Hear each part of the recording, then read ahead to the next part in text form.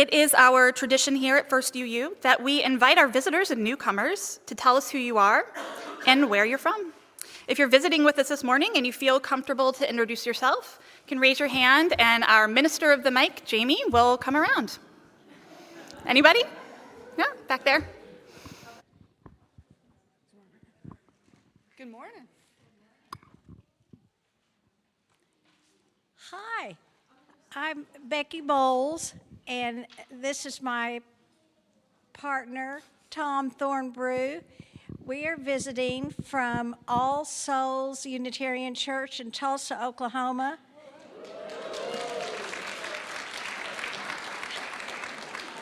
Have you heard of us? We love beyond belief.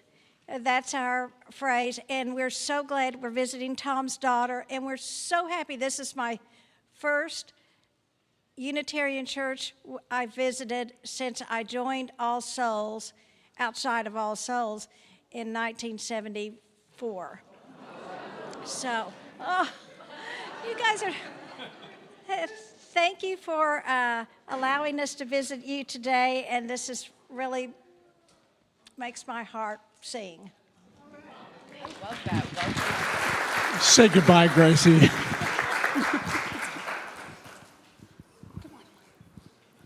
Anybody else? Oh, over here. Oh, sorry. Good morning. I'm Lynn, of course, and I want to introduce my longtime friend, Rebecca Ricardo, who's here this morning for Share the Plate.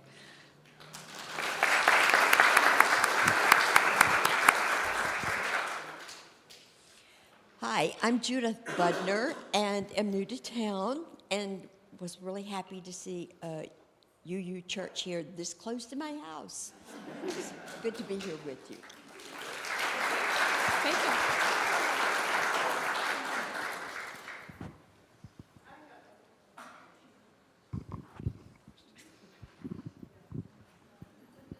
Good morning. I'm Sandra Wallach. I'm Joanna Walker's sister-in-law. I'm a member of the Unitarian Society of East Brunswick, New Jersey. And this is actually the first time I've ever visited another UU congregation, although I've only been a member for 2 years, so it's a little bit, and I'm very happy to be here.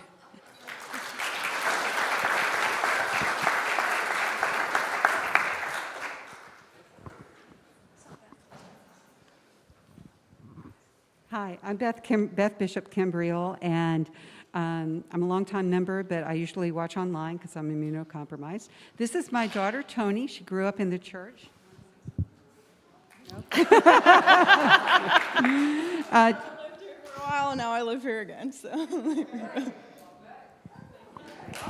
Welcome. Shireen Whitney, my fourth time. I became a member of the UU in Rhode Island, East Greenwich, and I'm visiting my sister Candy. It's her third time visiting, and I feel very welcome. Thank you.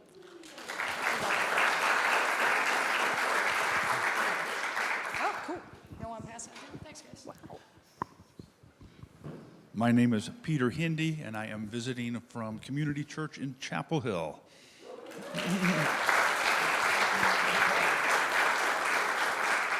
My name's Eric Freeman. I'm visiting from Horizon UU in Carrollton, Texas. Wow. Cool. Think we're clear. Is that Welcome, everybody? like from different states. This is awesome. Wow. This is cool. We have so many. Well, welcome. Thank you all for being here with us this morning. Leanne is going to let us know we have a little something special happening. Thank you. Take it away. All right. Before we stand and greet each other this morning, I have some directions for us. My name is Leanne Luskin. I use she, her pronouns. I have the honor of serving the children and youth and families here at First UU. Today is our multi-generational service where all ages worship together. So we want to make this as welcoming and accessible for everyone as possible. Usually we have a story in this space right over here. We're going to do things a little bit differently today because our theme is imagination. This weekend is Arts in the Park. So we are going to be collaboratively creating some collage art together. There are stations around the sanctuary. There is one on a little red table back here by where Frank is standing. Thank you. We have a little station right here on the corner. Thank you, Leo. This is our big station. There are other smaller stations. There are 2 in the back over there. Thank you. There are 2 back there. During the service, as you feel inspired, moved by spirit, or you just want to, it feels like it's time, please feel free to go visit any one of the stations and prepare a little something to come add to our collage. We have lots of options. There are little fuzzy pom-poms. There are markers and crayons. There are fabric scraps. I cut out lots of pictures from magazines, so if there are images, if you want to write some words, our prompt is to think about beloved community. And imagine what beloved community might sound like, might taste like. I made sure to cut out pizza, so if you want to add pizza to our collage, it might taste like pizza. We are taking some creative risks this morning. One, with getting up and moving around during service. Jamie has kazoos today. Yes. There are watercolors up here. That feels a little bit risky, so we are going to trust each other, and we are going to make some collage art together. There are also coloring sheets over here, so if you'd rather just, no matter your age, if you'd like to come sit on the steps and color, you are welcome to. Ellison, if you're feeling moved right now, you come right on up here and add whatever you like. Thank you for modeling that for us. All right. This is going to be fun. All right. All right, let's go. Greet your neighbor.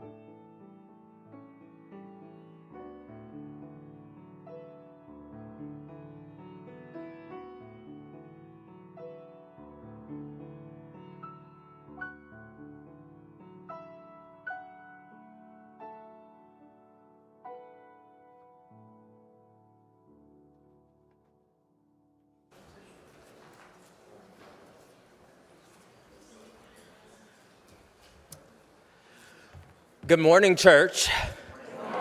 It is a blessing once more to be with you all. I'll save the introductions for a little bit later. But as our practice as a people of faith, we come now to light our chalice.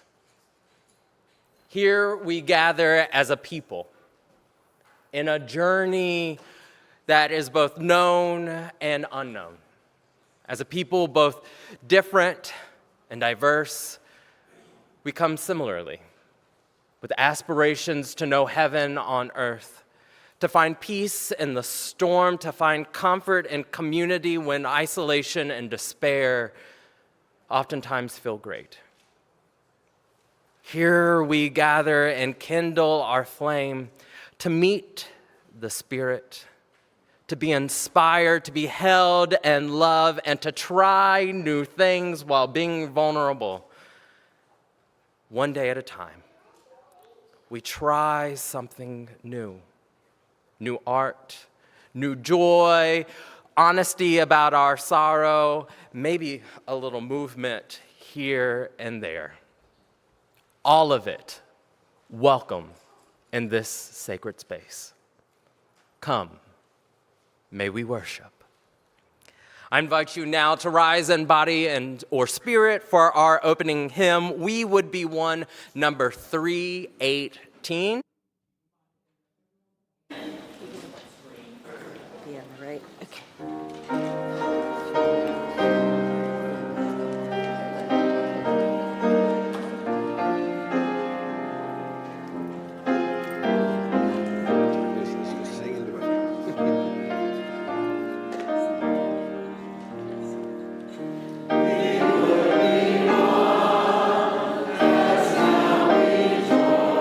Sing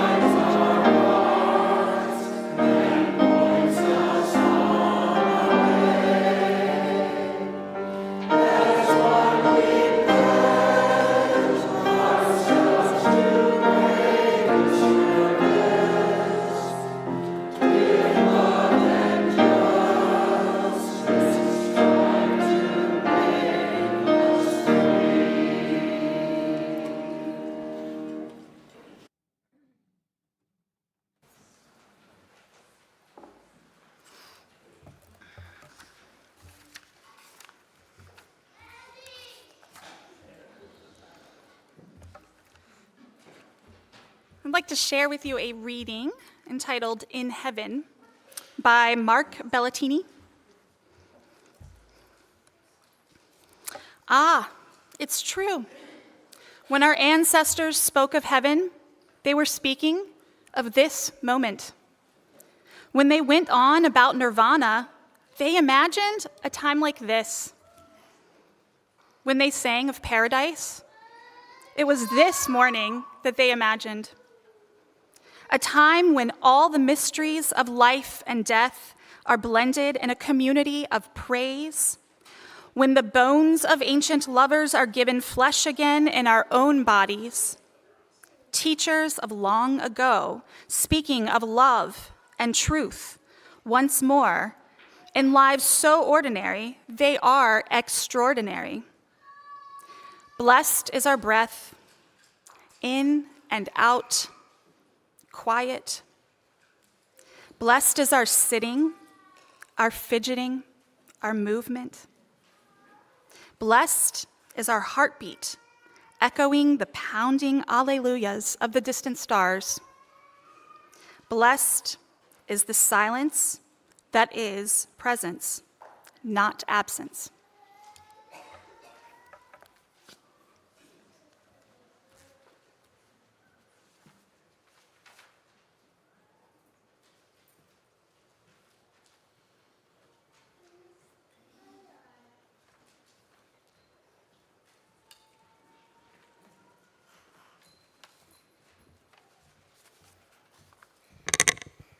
I hope everyone can see me over this. I'm a little short. So good morning. Good morning. I'm Rebecca Ricardo. My pronouns are she, her. I am short and aging gracefully into my gray hair, so it's mostly gray now and not as much brown as it once used to be. I am wearing purple glasses, and I am wearing all black because unfortunately I have to attend a funeral later today. I shouldn't say unfortunately. It's an honor and a privilege to memorialize someone, so I'm honored to be going to a funeral today. I have been a part of C2 Adopt, who you guys have graciously accepted to your Share the Plate for this month, practically from the beginning, but not quite. Since 1990, I have been working for C2 Adopt. I am currently the executive director, but I have worked in literally every program that C2 Adopt has or has had over the years since they started. So, for those of you who don't know, C2 Adopt, we are a nonprofit adoption agency here in the Richmond area. And I actually want to correct myself because we are shifting our mentality to not just talk about adoption at C2 Adopt, but to really talk about providing permanency for children. Because we have discovered over the years that permanency looks like many different things. And it is not just adoption.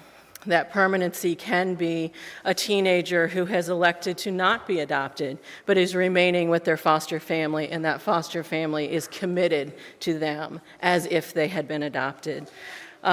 Kinship relative placements are becoming more and more frequent, thankfully, because we've been in the forefront of finding birth relatives when children couldn't be returned to birth parents. And sometimes relatives don't want to go the route of adoption because they don't want their family members to terminate parental rights. And so they are a permanent commitment to that child long term without adoption. And then, of course, there are adoptions. And we are an agency that has been involved in adoptions through open adoptions of infants.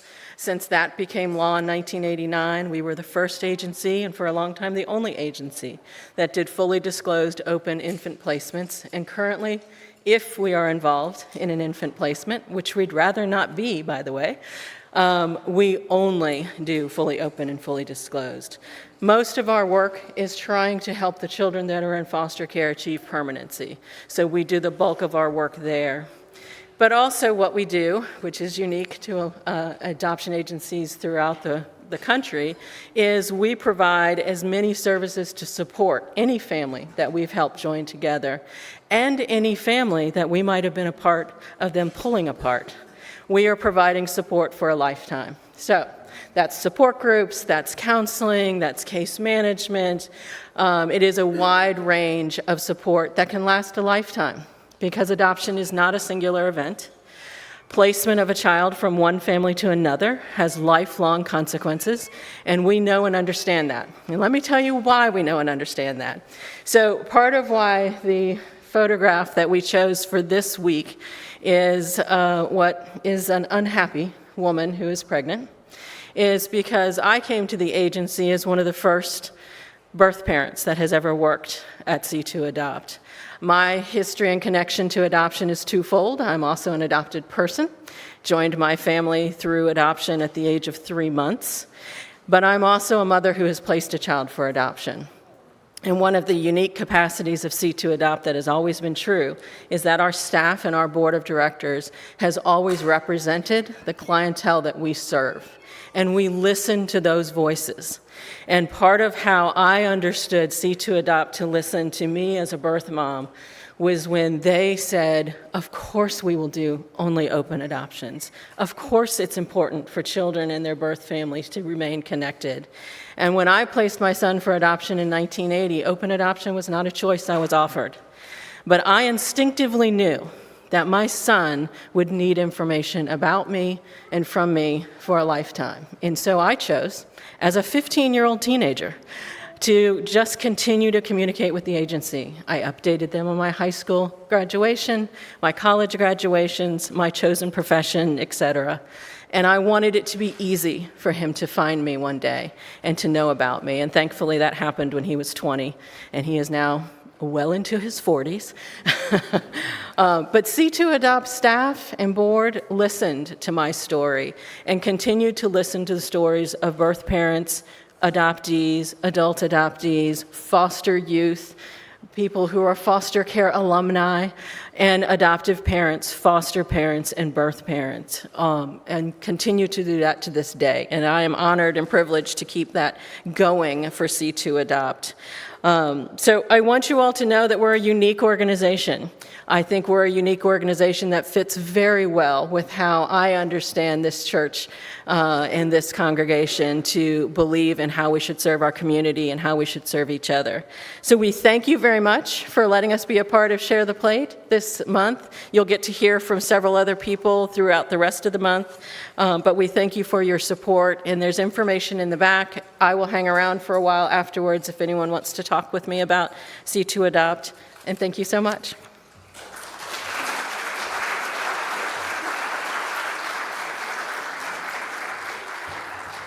Thank you. It just so happens I'm an adoptee.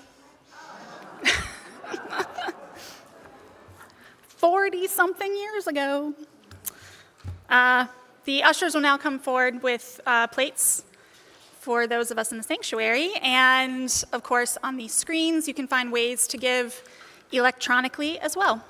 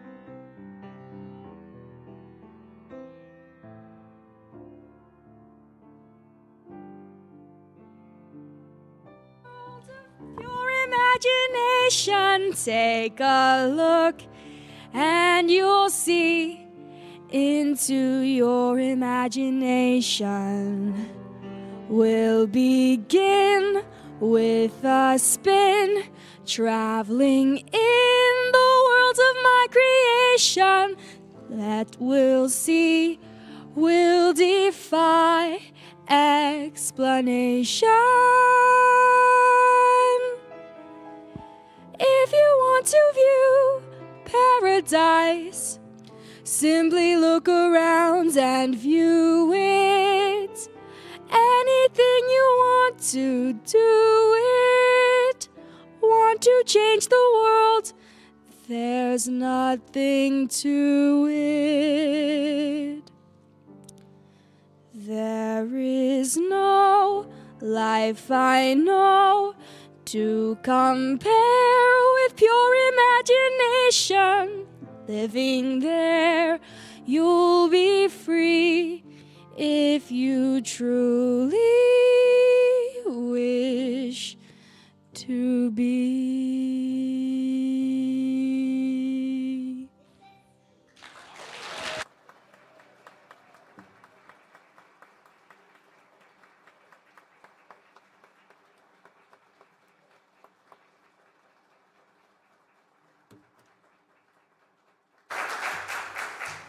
All right now. All right.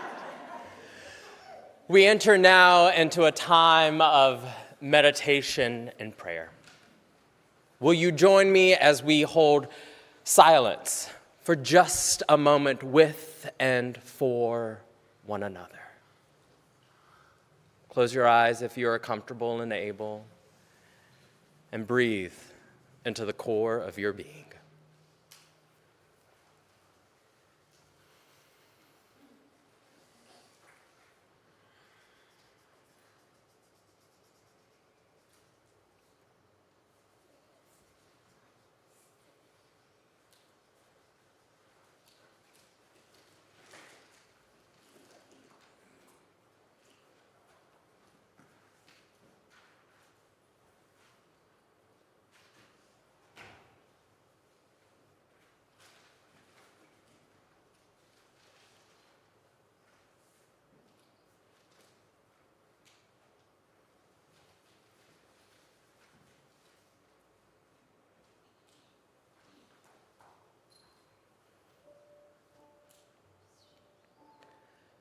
Spirit of life, God eternal, you who are known as love, you spark within us an imagination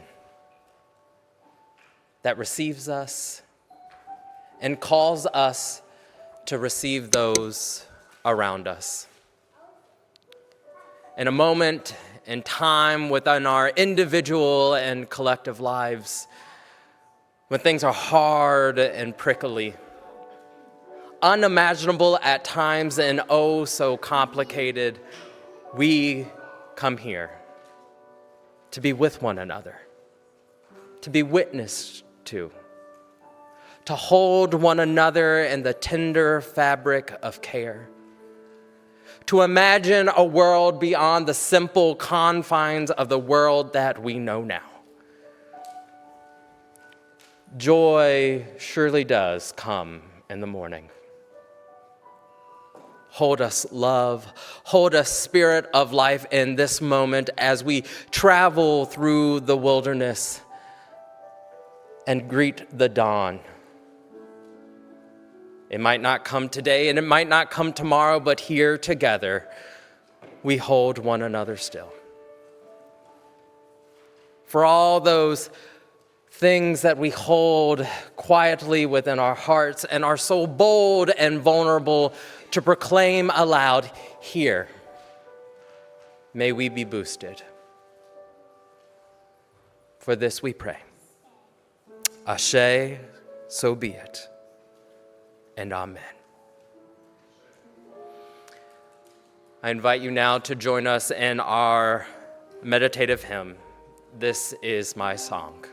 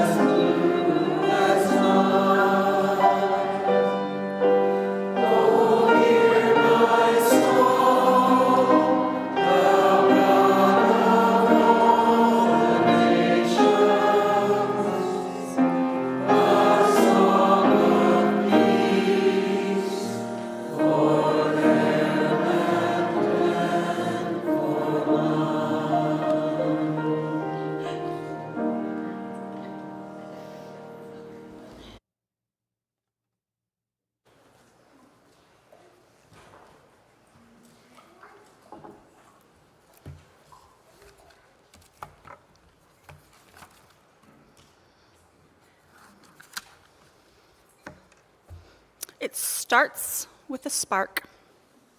It's a poem by Linda Susan Ulrich.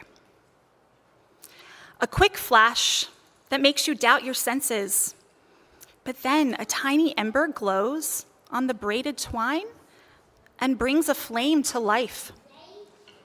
Soon you find a candle sitting on a table, desolate until its wick touches yours, and suddenly the brightness doubles. In an instant, the warmth has grown. This intensified glow draws others like a beacon.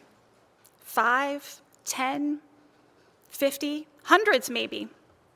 Not moths bent on self-destruction, but fellow travelers seeking the road ahead. The people begin to move forward, no matter how far the line stretches. No one is left to fend for themselves. Everyone makes progress, or no one does. In the distance, bands of other beacons now beckon, proof of other sparks that became blazes. The air crackles with anticipation as everyone approaches the center. There, the scales are balanced. There, the broken are healed. Now, you know what it means to be love. Now, you know how to illuminate the sky.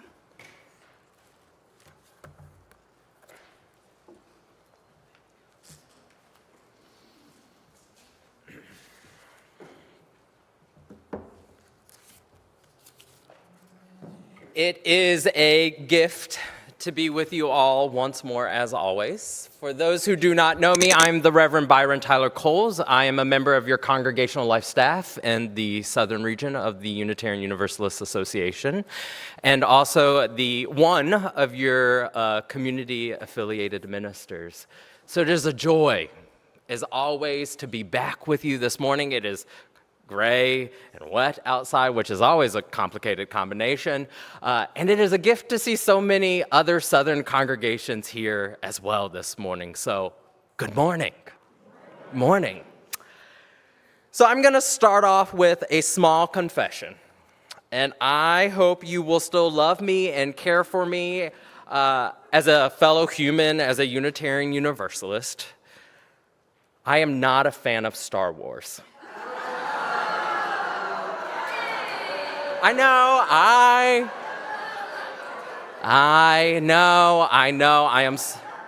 know they are fighting words.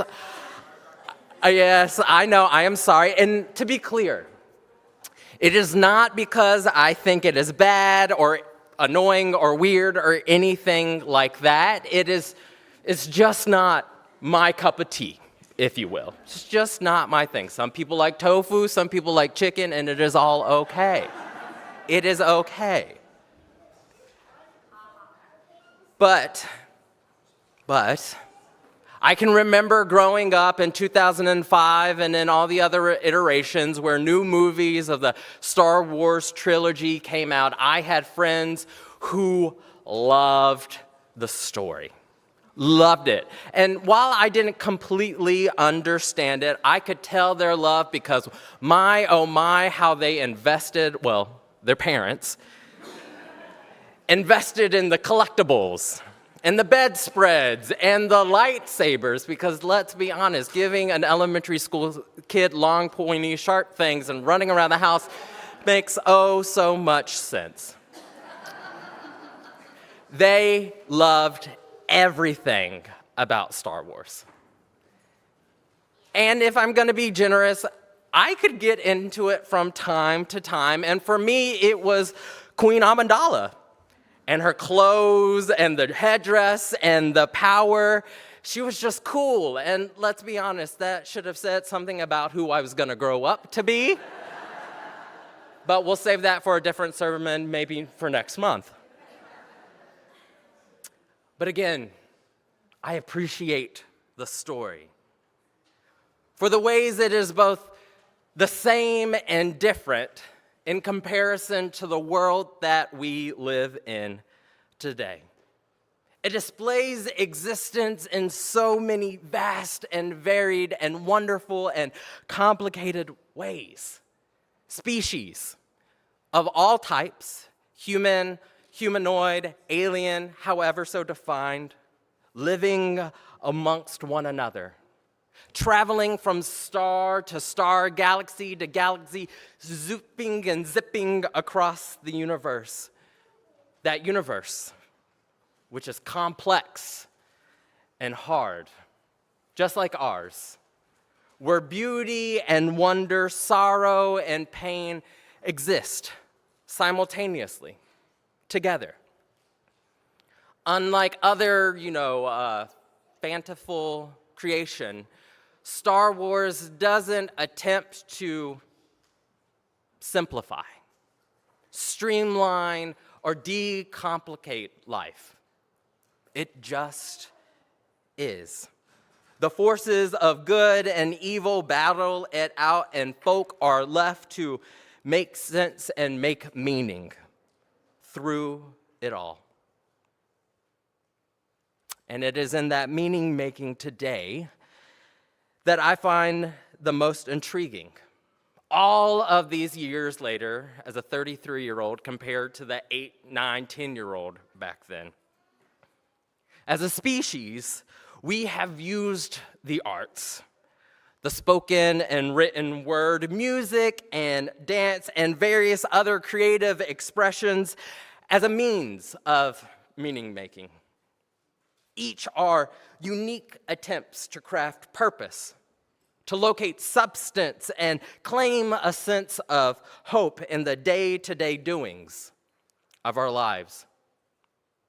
When these things are done well, they speak to the very depths of our souls and buoy our hearts when pain and fear and frustration and sorrow seem to be all-encompassing. And I don't know about you, but I can be honest from the pulpit this morning and say this is one of those times where pain and sorrow seem to be all-encompassing. Every time I turn on the news, scroll through Instagram, talking to a loved one, it's a lot. In a moment like this, it becomes so encompassing that we might even begin to wobble in our grounding and lose sight of that which brings us joy, that guides us as individuals, as members of a collective, as members of a religious community. Yet our stories, our creative art expressions, when they are done at their best, they stir our imaginations in that they quicken our creative, playful selves to imagine a life beyond the confines of what we know and can tangibly experience on the earth today. In a way, and as I have shared with you all before, this creative expression is an essential, needed, and necessary component to our work as a religious people. Our predecessors crafted sacred narratives not only in their attempts to craft meaning out of a really complicated world. Y'all think cars are bad today? Imagine riding a camel to church. But they crafted these stories to lay a pathway for them and for their descendants, for us, to continue onward, carrying their legacy with us as the inheritors of it. And we today must do so not only for the sake of ourselves, but for those who will follow, for those who are still to come. The creative expressions of word and dance and art in all of its expressions quicken our spirits to dream big. Big, big, y'all. Like big, big, big. Like big. Like capital B-I-G. Say it with me. Big. Amen. And those big, big, big dreams serve as our guide, our pathways when things get complicated or confusing or cause us to wobble in our joy. It is a way to respond when pain and sorrow and frustration in all of its forms tries to encapsulate us in a shell of isolation. This creative work is the work of prophetic imagination. To dream big and understanding where the world is today and casting a greater vision for how it should and could be. As Walter Brueggemann, a theologian and someone who I often quote, says, "The prophet engages in futuring fantasy. The prophet does not ask if the vision can be implemented, for questions of implementation are of no consequence until the vision can be imagined."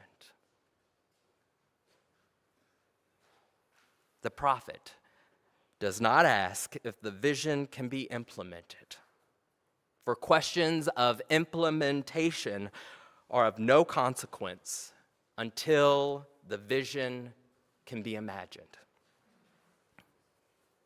I wonder if you're catching on now. We didn't just do arts and crafts and worship today for the fun of it all. We're doing some hardcore, heavy-duty spiritual work in a world on fire. In our tradition, in our lineage, we do not hold tight to who alone should do the work of prophesying a world into creation. We do not say that people like me who are reverified, who wear stoles and these really uncomfortable robes, are the ones tasked alone with shaping and contouring what heaven on earth might look like. We, in our tradition, say it is our work together to do. It is our work together to do elder and neophyte, young and old, rich and poor, sure and unsure, and maybe somewhere in between.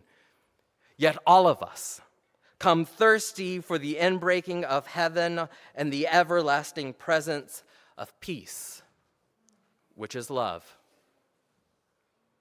And so I ask you all this morning, where are we going?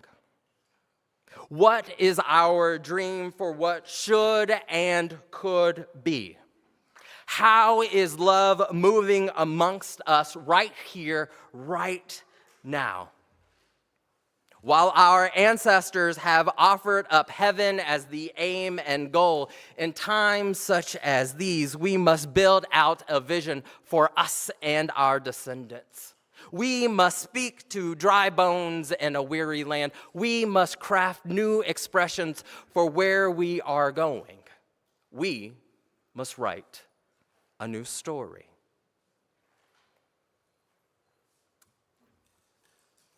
And so, Reverend Sherman knew that this was about to happen. I am going to actually invite you all to do some of that storying with me. So, the question prompt is this, beloved. The question prompt is this. So listen to me. I'll say it and I'll repeat it multiple times, so don't get anxious on me, okay? What will the beloved community taste like, feel like, smell like, sound like, and look like? The 5 senses. What will the beloved community taste like, look like, sound like, feel like, and that 5th one that I always miss? Look. Thank you, buddy. I appreciate you. I ask these questions because we must tell these things to one another as a reminder that as a people of faith, we are going somewhere. We are not just here to hang out. Because if we did want to just hang out, I mean, y'all could do it from home, right? You didn't have to get dressed up. You didn't have to shave. Didn't have to put moisturizer on. You didn't actually have to drive through the rain and worry about traffic. But instead, somehow we gathered for a purpose, as our ancestors called us to. So I am going to actually invite you to turn to a neighbor. Turn to a neighbor, say, "Good morning, neighbor." Good morning, neighbor. And if you are online, you are invited and included in this too.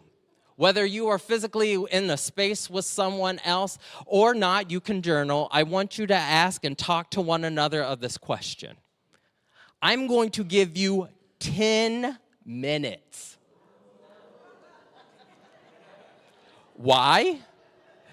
Because I need you to speak to the depths of things, to speak to a story that will hold you and guide you in a world on fire. What is grounding you and guiding you in this time? If you need to disperse a little bit and go out in the vestibule, the narthex, go out there. I'll come and get you. Don't worry. We won't lose one another. So the question is to talk to your partner. What does the beloved community sound, look, taste, feel, smell? Oh, y'all are listening. I appreciate it. Begin.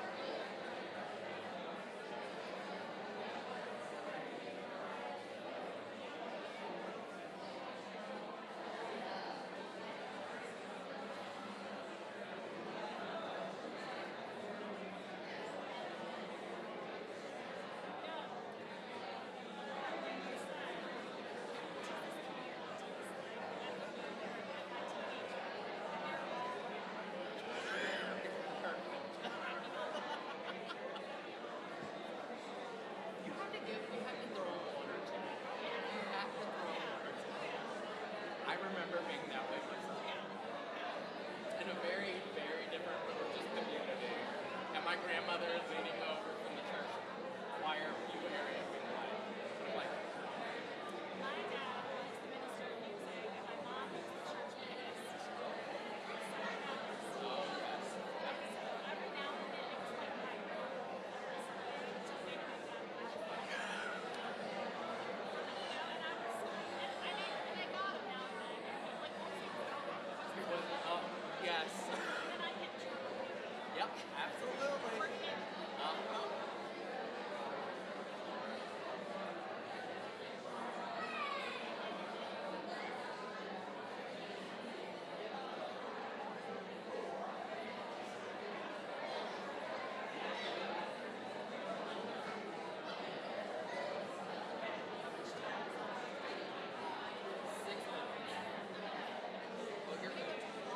Oh, yeah, here, please, please.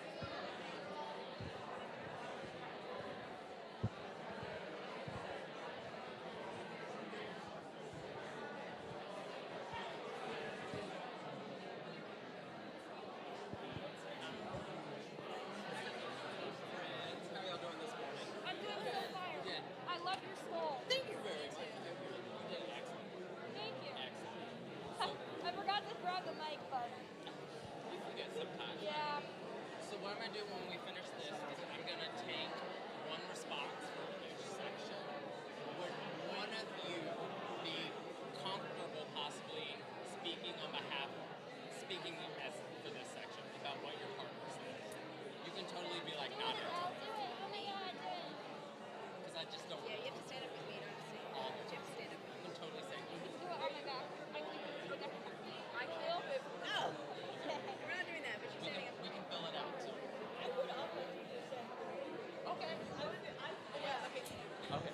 Rock and roll. Thank y'all.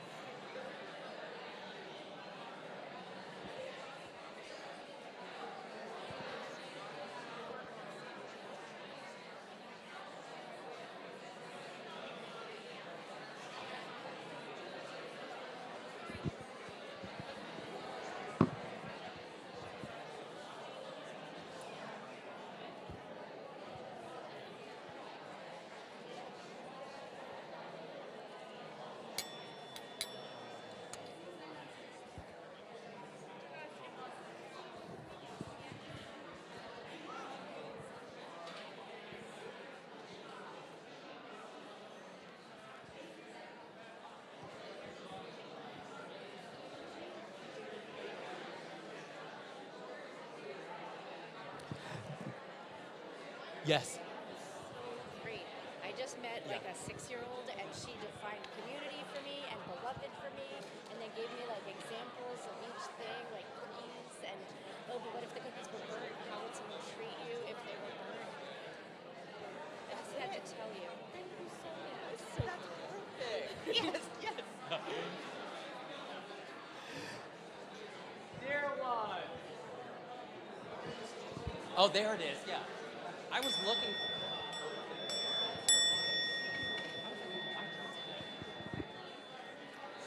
Welcome back. Welcome back. If we could get an usher or friend to maybe invite our friends who are out in the narthex to return. If you're still creating art, keep going. Don't stop, please. Yeah, perfect. Thanks, bud. How was that? It was fabulous? Good. Oh, thank you. Ooh, yum.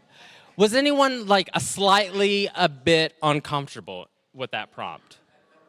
At first, that's real. That's okay. That's okay. And we're still here, right? We are still in one molecular form, right? Kind of. We're always changing. And so what I want us to do, we're going to take quick little seconds. I'm going to invite one person from each of the little sections to share what their partner said. Their partner said about the question, in response to the question, right?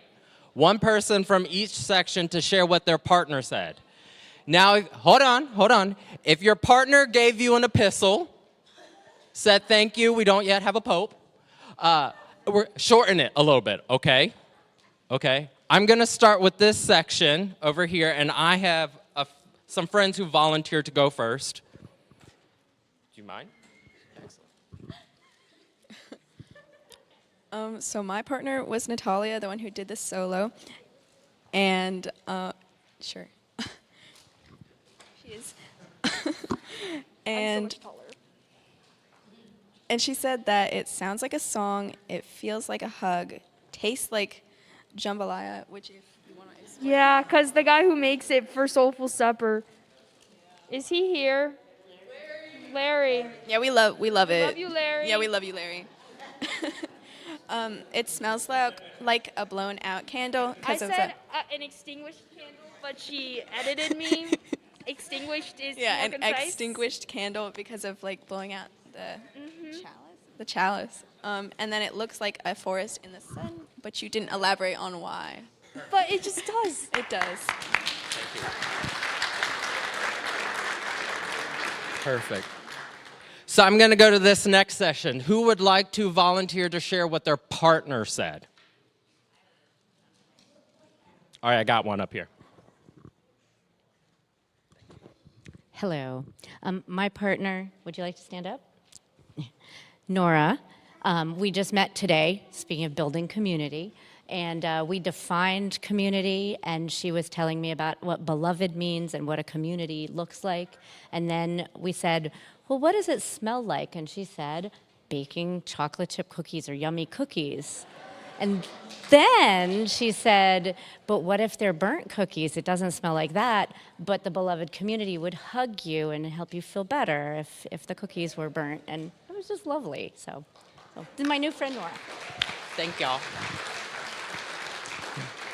So I'm going to go to this next middle section, and that's you. I'm going to give it to you. Do you want to say it?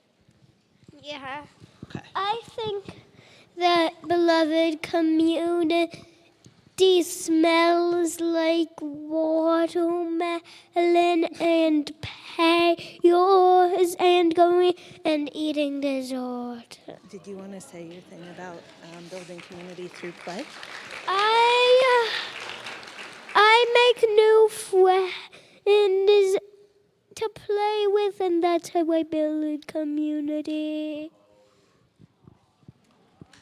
Perfect. Thank you so much. And then I'm going to go to this last section over here. Would anyone like to share? Perfect. Thank you so much. Good morning. So ours really felt like spring. everything, all of the five senses were spring related or green to us. We had the smell, our smell was like fresh cut grass, flowers, stuff like that. The taste was lettuce. I don't know, I said it tasted like lettuce and everybody kind of agreed. What else? What are our other senses? Smell, singing and bird song is what it would sound like. Jay, what did you say about? Oh, and it feels like hugging, and we all would have a full belly. So that was all. Thank you so much. Give yourselves a round of applause.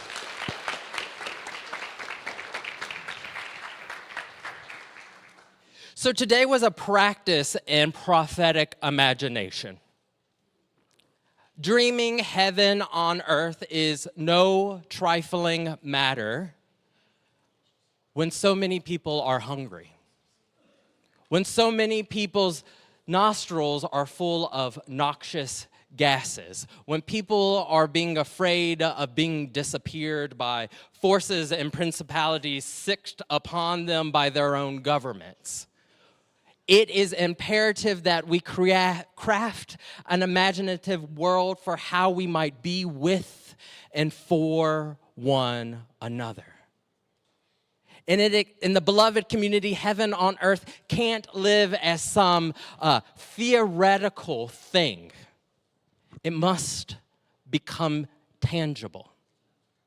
Tangible in the lives, imaginations, and the very source and soul of our being, because that is the only way it will become real. Our ancestors have practiced this for generation after generation. Predecessors have said the roads of heaven will be paved with gold and all of us will have wings, and while useful, maybe we might need to craft a new story given the world that we find ourselves in today. The story, the lines that we collectively write together, guide us and work only if we let them. Meaning, we must be open to changing and being changed by the story as we embody it. I want to close with a long quote from Walter Brueggemann, a continuation of what I shared earlier, in that he says, "The imagination must come before the implementation." Our culture is competent to implement almost anything and to imagine almost nothing.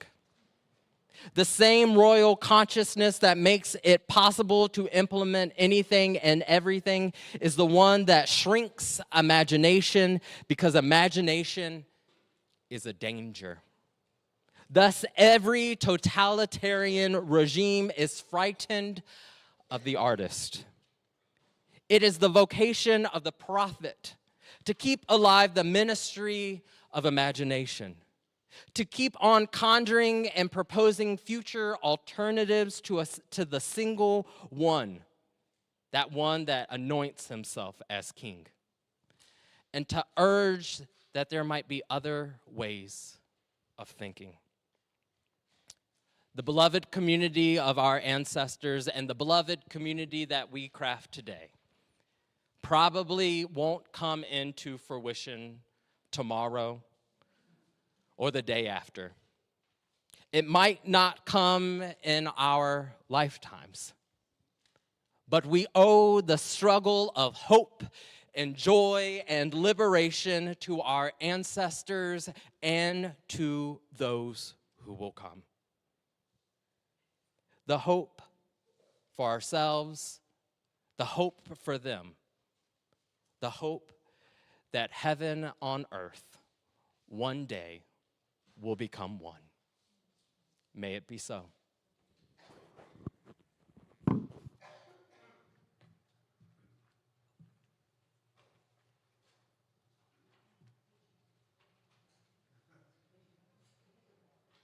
Thanks, Jamie. I didn't warn him about this, so that's all right. So, real quick, Who knows the theme to Star Wars? I'm not talking Darth Vader's theme. Darth Vader's theme is dun dun dun dun. Dun. Not that one. The actual theme to the da da da da da da da da. All right. And if you just raise your hand, can you also hum? And are you brave enough to come get a kazoo and do it with a bunch of other people? They have been sterilized. I've got 12. Come, come, come. We're literally doing this. We are doing the theme to Star Wars, unpracticed, unrehearsed, on kazoo. You're blowing into that mic. Aim them at that mic. Yeah. Yeah, heck yeah, I got 2 more. Get on out there.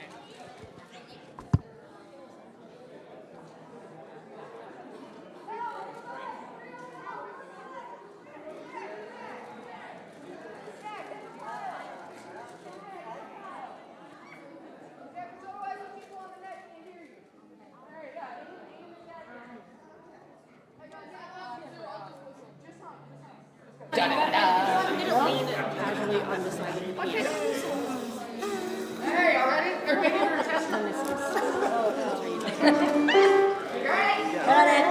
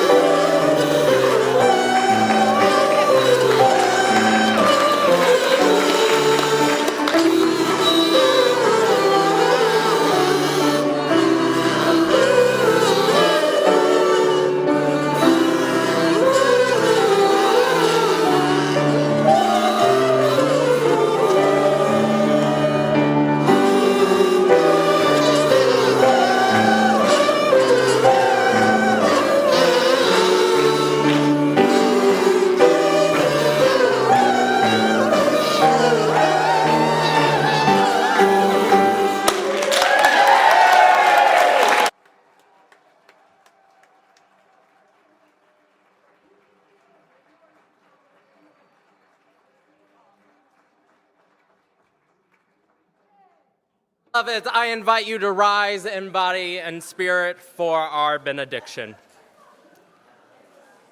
May you look to your neighbor, and know them as your co-conspirator in crafting heaven on earth. Joy is no trifling matter when there is so much despair. Happiness is no trifling matter when sorrow runs rampant. Imagination is no small thing when empire has sucked the life out of our very being. Here together we are tasked with creating a love so bold that we know that it holds us and guides us in all the highs and lows of our lives. And when we might doubt or forget it, we can look to our neighbor and be reminded. May we be held this day and in all the days ahead until we return once more. Blessings be upon you all. And will you join with me in our closing hymn, Wo Ya Ya, 1020 and before? I want to say, if you are in need of talking with a lay pastoral care associate after service, there is one available right outside of the doors on your right side, outside of the conference room. An individual has an orange tag, all right? Let us sing and make a joyful noise. Bye.